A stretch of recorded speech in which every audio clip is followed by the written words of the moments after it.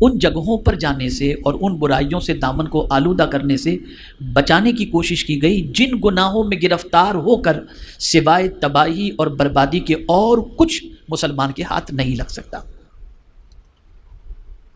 میرے پیارے آقا صلی اللہ تعالی علیہ وسلم کے پیارے دیوانوں، یہ ماہم کا علاقہ ہے، وانجاواڑی کا علاقہ ہے، اور اس علاقے میں الحمدللہ بہت سارے پڑھے لکھے سلجھے ہوئے دانشور موجود ہیں۔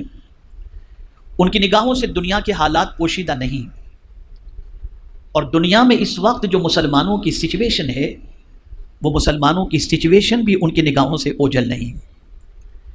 1.5 ارب سے زائد پوری دنیا میں مسلمان ہونے کے باوجود آج سب سے زیادہ مظلوم، سب سے زیادہ پست، سب سے زیادہ تباہ، اور اگر میں یہ کہوں تو غلط نہ ہوگا، سب کی ٹھوکروں میں آنے والا اور پیروں سے روندے جانے والا اگر کوئی ہے تو وہ مسلمان آپ کو نظر آئے گا۔ ہماری سچویشن یہ ہے کہ بخار آ جائے، کھانسی ہو، بریتھنگ کا پرابلم ہو، کورونا ٹیسٹ کرا لیتے ہیں، ملیریا ٹیسٹ کرا لیتے ہیں تاکہ پتہ چلے کہ ہمیں کس وجہ سے یہ آیا، لیکن آج تک ہم نے یہ جاننے کی کوشش نہیں کی کہ پوری دنیا میں ہمیں تباہی جو نصیب ہوئی ہے وہ کیوں ہوئی۔ کبھی اس کی جاننے کی ہم نے کوشش نہیں کی، ورنہ قدرت نے تو ہمیں سب کچھ دیا، بن مانگے دیا۔ زمین ہم نے نہیں مانگی، اس نے خود سے عطا فرمائی۔ آسمان ہم نے نہیں مانگا، اس نے خود سے عطا فرمایا۔ چاند و سورج بن مانگے اس نے عطا فرمائے، پانی ہوا اس نے خود اپنی مرضی سے عطا فرمائے، بن مانگے اس نے عطا فرمایا۔ لیکن ہماری سچویشن یہ ہوئی کہ ہمیں یوں نہیں کہا گیا کہ تم جو ہے یہ ساری چیزیں تم کو دی جا رہی ہیں، تمہیں آنکھ بھی ہم دے رہے ہیں، زبان بھی دے رہے ہیں، کان بھی دے رہے ہیں، دماغ بھی دے رہے ہیں، پیر بھی دے رہے ہیں، ہاتھ بھی دے رہے ہیں، تو میرے بندو جس طرح چاہو تم استعمال کرو۔ نہیں، بلکہ قانون ہمیں دیا گیا کہ میرے بندو یہ سارا مال میرا ہے، میں دے رہا ہوں، اگر میرے بتائے ہوئے طریقے پر تم استعمال کرو گے تو دنیا میں بھی تمہیں عزت ملے گی اور آخرت میں بھی تمہیں عزت نصیب ہوگی، اور اگر میرے قانون کے خلاف تم نے استعمال کیا تو تم دنیا میں بھی ذلیل ہو جاؤ گے اور آخرت میں بھی ذلیل ہو جاؤ گے۔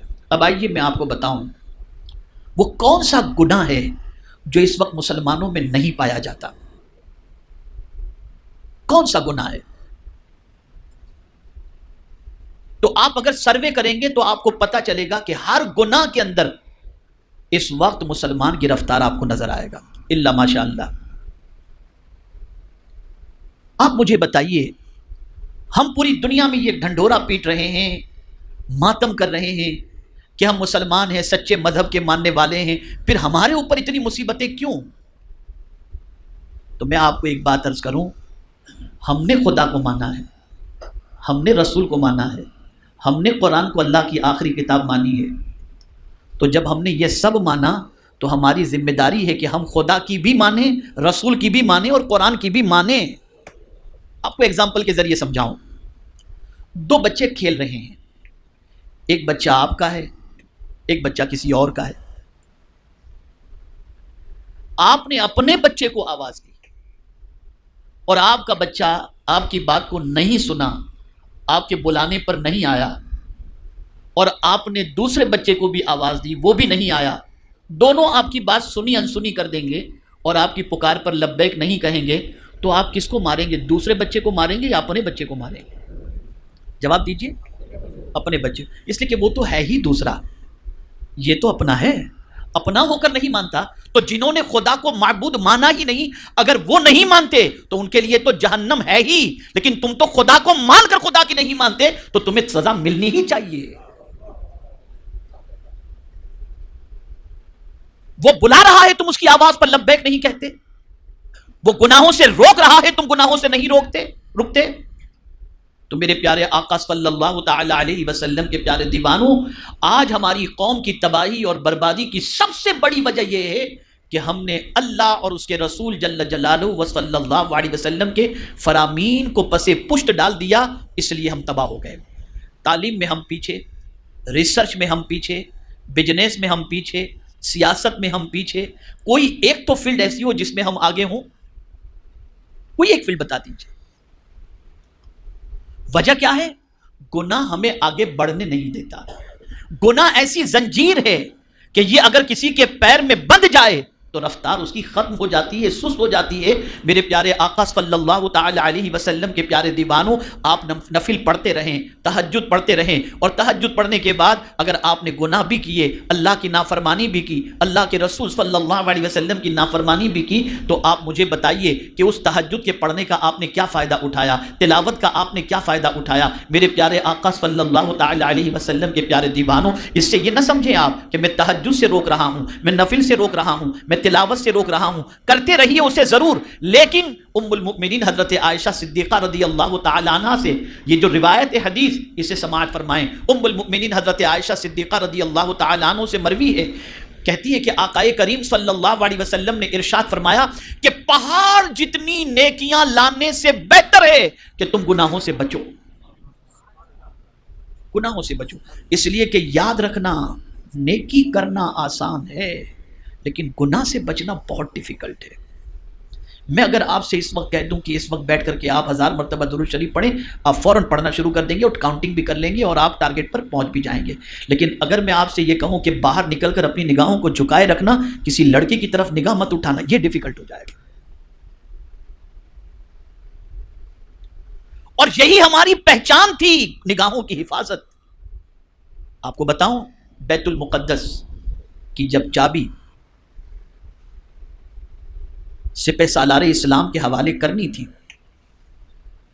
اور جب فوج بیت المقدس کی طرف بڑھ رہی تھی اور وہاں کے عیسائیوں نے چابی مسلمانوں کے سپرد کرنے کی بات کی، تو جانتے ہیں آپ، جب مسلمانوں کا لشکر بیت المقدس کی طرف بڑھا تو اس وقت عیسائیوں نے خوبصورت لڑکیوں کو کنارے پہ کھڑا کر دیا کہ یہ نوجوان مسلمان جب آئیں تو تم اپنے حسن کا جادو ان پر بکھیرو تاکہ یہ بیت المقدس کو بھول کر تمہاری محبت میں گرفتار ہو جائیں۔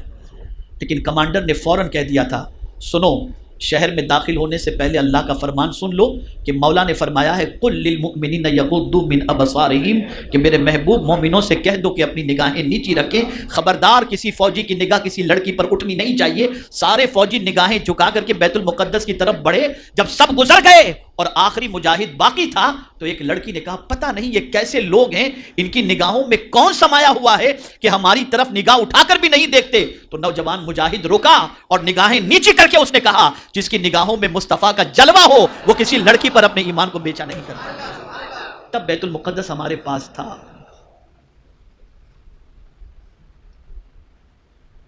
آج کہاں ہیں ہم؟ اپنے آپ کو روزانہ دل کی عدالت میں پیش کرو اور غور کرو ہم کہاں کھڑے ہیں، ہماری کیفیت کیا ہے، ہم گناہوں کے کتنے دلدادہ ہیں اور گناہوں کے کتنے شوقین ہیں۔ آج ہماری قوم کی نوجوان نسل، اللہ رحم و کرم فرمائے، ڈرگز، شراب، جوا، ایزی منی کے لیے پتہ نہیں کون کون سی حرکتیں اور کون کون سے کام کرتے ہوئے دکھائی دیتے ہیں۔ آپ ذرا سوچو، کیا یہ قوم مسلم کی آئیڈینٹی ہے؟ کیا یہ قوم مسلم کی پہچان ہے؟ آج ہمارا بچہ کالج کے اندر تعلیم کے لیے جاتا ہے، 10 تک میرٹ لسٹ میں، 12 تک کسی حد تک صحیح رہتا ہے، جہاں اس کے بعد کالج کے اندر FY میں پہنچتا ہے تو پھر رفتار سلو ہو جاتی ہے، ڈریسنگ پر توجہ، پارک پر توجہ، پکچر پر توجہ، فلرٹ پہ توجہ، بس اس میں لگ جاتا ہے اور ڈگری لانے کے ساتھ ساتھ بیوی بھی لے کر کے آ جاتا ہے۔ کیا یہ سچ نہیں؟ یہ مسکرانے کی بات نہیں ہے۔ جس قوم کی عورتوں کا حال یہ ہو کہ سگنل پر بھیک مانگ رہی ہوں، اس قوم کا اگر نوجوان آوارہ گردی کرے اور اپنی قوم کی بچیوں کو صحیح طور پر عزت کی زندگی نہ دے سکے، اس قوم کے لیے دنیا میں کہاں سے عزت ہوگی؟ آپ مجھے بتائیے۔ ہم نے گناہوں سے تعلق جوڑ لیا، شیطان سے رشتہ مضبوط کر لیا، اور آج تو ایسی پوزیشن ہے کہ اللہ رحم و کرم فرمائے، گناہ کر کے احساس گناہ بھی نہیں ہے، بلکہ بخاری شریف کی حدیث ہے جس کا مفہوم ہے، آقا کریم صلی اللہ علیہ وسلم ارشاد فرماتے ہیں کہ کچھ لوگ رات کے اندھیرے میں گناہ کرتے ہیں، مولا اپنے کرم سے اس پہ پردہ ڈال کے رکھتا ہے۔ رات کو وہ گناہ کرتے ہیں نا تو مولا پردہ ڈالے رکھتا ہے، لیکن وہ صبح اٹھ کر اپنے دوستوں سے تذکرہ کرتے ہیں، میں نے رات میں یہ گناہ کیا، پھر پروردگار ان پر عذاب مسلط فرما دیتا ہے۔ کیا آج ہماری قوم کے نوجوانوں کی یہ سچویشن نہیں ہے؟ کیا اپنے دوستوں سے اپنے گناہوں کا تذکرہ نہیں کرتے؟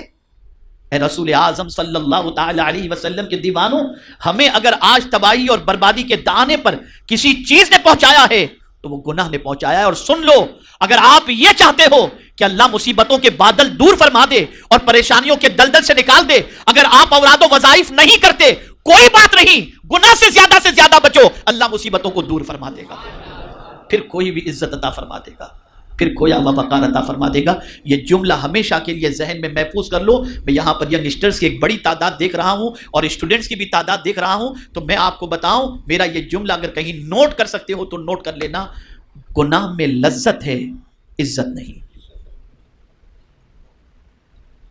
گناہ میں لذت ہے، عزت نہیں۔ دوسری چیز، دوسرا جملہ،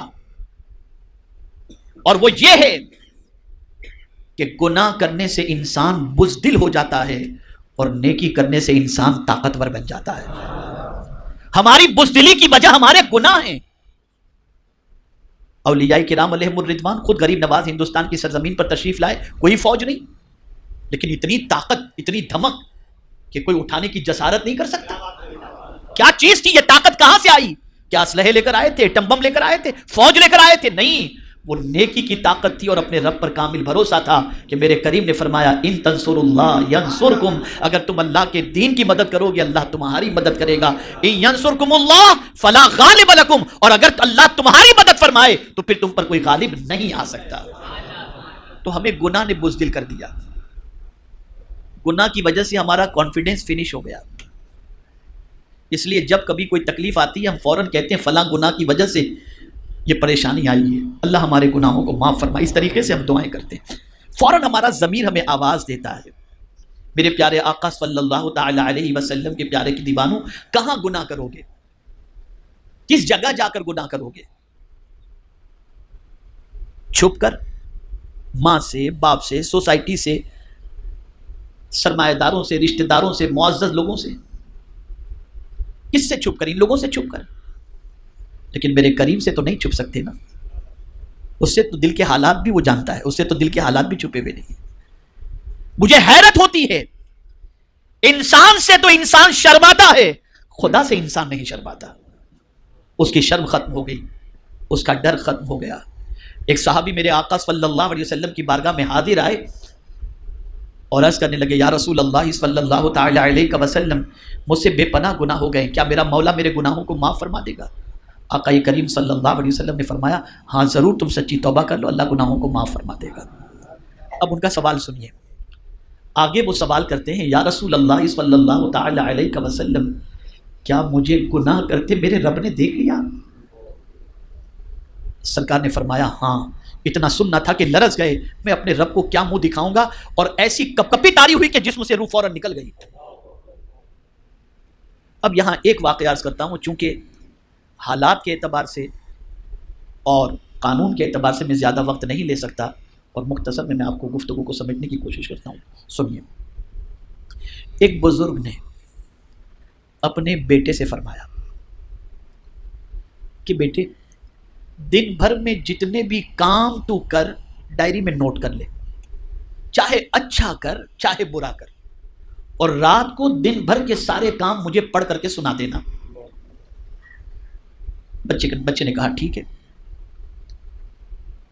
اب ظاہر سی بات ہے کہ دن بھر کے اچھے کاموں کے ساتھ کچھ نہ کچھ چھوٹے موٹی باتیں بھی ایسی ہو جاتی ہیں جو اللہ والوں کے نزدیک گناہ میں شامل ہوتی ہے، لیکن اسے بھی اس بچے نے نوٹ کر لیا۔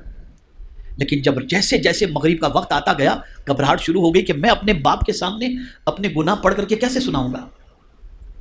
رات ہوئی، باپ نے بلایا، بیٹے سب نوٹ کیے؟ ہاں ابا میں نے نوٹ کیا۔ اچھا بیٹے، آج دن بھر کی ساری باتیں پڑھ کر کے سناؤ۔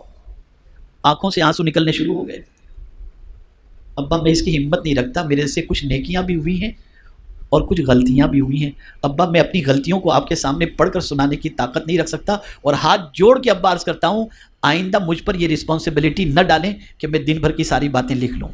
اب بزرگ کا جواب سنیے، ارشاد فرماتے ہیں، بیٹے میں نے تو صرف تیری تربیت کے لیے یہ تجھے ایک دن کے بارے میں بتایا تھا کہ آج کے دن میں تو جتنی نیکیاں کر، جو گناہ ہو، سب چیزیں نوٹ کر لینا اور رات کو مجھے سنا دینا۔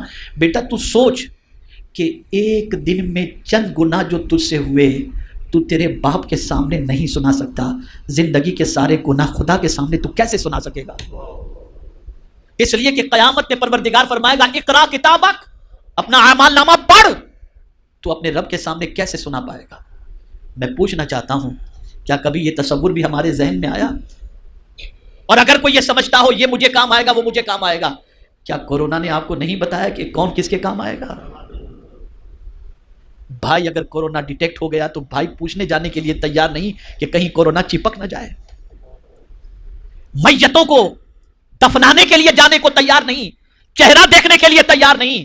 میں سمجھتا ہوں قیامت سے پہلے یہ چھوٹی قیامت آئی اور بتا دیا گیا سنو وہاں کوئی کسی کا نہیں ہوگا، وہ تمہیں سمجھ میں نہیں آ رہا تھا، آج دنیا میں ذرا دیکھ لو کوئی تمہیں کام آ رہا ہے۔ اگر آج بھی ہماری آنکھیں نہیں کھلتی تو میں سمجھتا ہوں کہ تباہی اور بربادی سے دنیا کی کوئی طاقت ہمیں روک نہیں سکتی، کوئی طاقت ہمیں نہیں روک سکتی۔ اب آخری بات عرض کرتا ہوں، یہ بھی ایسی بات ہے کہ اگر اس بات کو آپ نے زندگی کا دستور بنا لیا تو انشاءاللہ العظیم آپ کو ہر موقع پر یہ ضابطہ، یہ قاعدہ، یہ دستور ایسی رہنمائی کا کام دے گا کہ انشاءاللہ اس سے دنیا بھی سنور جائے گی اور آخرت بھی سنور جائے گی۔ ایک مرتبہ درود شریف پڑھیں۔ اللہم صلی علی سیدنا و مولانا محمد معدن الجود والکرم وآلہ وصحبہ وبارک وسلم۔ بہت غور سے سنیے گا، اگر پوری گفتگو آپ کے دماغ میں، خاص طور پر یوتھ اور اسٹوڈنٹس خاص طور پر سنیں، سب کے لیے ہے لیکن یہ بات خاص طور پر سنیں کہ آپ کے دماغ میں میری پوری گفتگو رہے یا نہ رہے، یہ ضابطہ، یہ فارمولہ، یہ قانون ہمیشہ کے لیے ذہن میں محفوظ کر لو۔ جب کبھی آپ کو کوئی فیصلہ کرنا ہو تو عقل سے فیصلہ مت کرنا، ایمان سے فیصلہ کرنا۔ میں اگزامپل دوں گا آپ کو، عقل سے فیصلہ مت کرنا، ایمان سے فیصلہ کرنا۔ اگزامپل دیتا ہوں، آپ کے پاس 10,000 روپے ہیں، کوئی ضرورت مند نے آپ سے مانگا، آپ سے اس نے تقاضا کیا کہ 8,000 کی مجھے ضرورت ہے۔ عقل کہتی ہے کہ 8,000 دے گا تو تیرے پیسے کم ہو جائیں گے، عقل کہتی ہے 8,000 دے گا تیرے پیسے کم ہو جائیں گے، ایمان کہتا ہے 1 کا 10 گنا تیرا مولا تجھے عطا فرمائے گا۔ تو جب کبھی فیصلے کا وقت ہو تو عقل سے نہیں ایمان سے فیصلہ کرو، اور یہ بات خاص طور پر ذہن میں رکھیں کہ عقل کہے گناہ کا چانس ہے چھوڑنا مت، ایمان کہتا ہے رک جا تجھے جنت میں باغ و بہار نصیب ہوں گے۔ ایمان کے فیصلے کو فوقیت دو، عقل کے فیصلے کو چھوڑ دو۔ جب یہ کیفیت بن جائے گی تو پھر آپ یاد رکھیں کہیں سے بھی گزریں گے مولا کی نصرت شامل حال ہوگی۔ اس لیے یاد رکھیں چھوٹے سے چھوٹے گناہ سے بھی بچنے کی کوشش کریں، اور اسی کے ساتھ ساتھ اللہ عز و جل اور اس کے رسول صلی اللہ علیہ وسلم کی اطاعت کی طرف اپنے قدم کو بڑھائیں۔ میں پھر ایک مرتبہ آپ سے عرض کرتا ہوں، آپ رات بھر وظیفہ نہیں پڑھ سکتے، کوئی بات نہیں، آپ کثرت سے قرآن شریف کی تلاوت نہیں کر سکتے، کوئی بات نہیں، آپ بس اتنا کریں اللہ نے جو فرض آپ پر کیا ہے وہ فرض عبادت کریں، اور چھوٹے سے چھوٹے گناہ سے بھی بچنے کی کوشش کریں۔ پھر آپ دیکھیے اللہ آپ کے دل کو سکون سے نہ بھر دے تو مجھے کہیے گا، آپ کے دل میں اطمینان رہے گا، مطمئن ہو کر آپ اپنی زندگی گزاریں گے، پرسکون اپنی زندگی گزاریں گے۔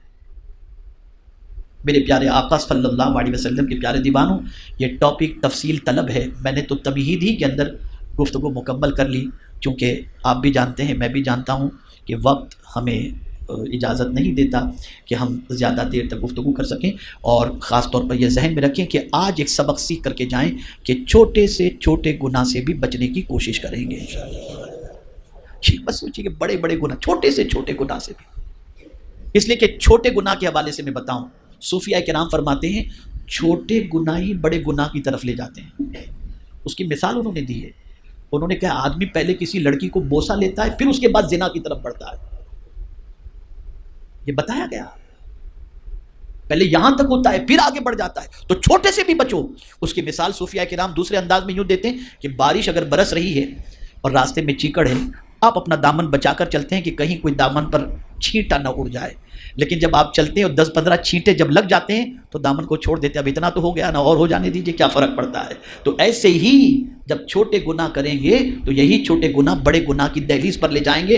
تو سب سے پہلے اس چیز کی ہم نے کوشش کرنی ہے کہ ہم گناہ سے بچیں, اللہ کی نافرمانی سے بچیں. اور قرآن نے فرما دیا ان تجتنبوا کبائر ما تنہون عنہ نکفر عنکم سیئاتکم وندخلکم مدخلا کریما. اگر تم کبیرہ گناہوں سے بھی اپنے آپ کو بچاتے رہے تو اللہ تمہارے چھوٹے گناہوں کو معاف فرما دے گا. اور اللہ فرماتا ہے وندخلکم مدخلا کریما, اور ہم تم کو عزت والے گھر میں داخل کر دیں گے, اور وہ عزت والا گھر